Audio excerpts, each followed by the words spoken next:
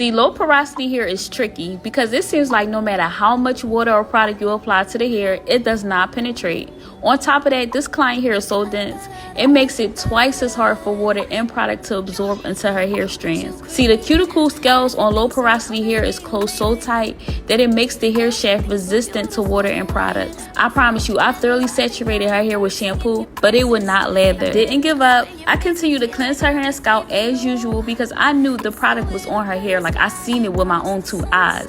Next thing you know, bam, the second shampoo was a breeze, and her hair became fully cleansed and ready to receive moisture from 12 conditioner and steam. So you can get the same outcome as I did at the end of this video, because God knows I was fighting for my life to get her hair clean and hydrated. Also, using steam helps to lift the hair cuticle for better product penetration. So if you have low porosity hair and you're watching this, what are some things you do at home to get through wash day? Make sure to drop your tips in the comment section, and don't forget to shop 12haircare.com to maintain healthy hair and a healthy scalp. Satisfy me like just being with your father. Oh,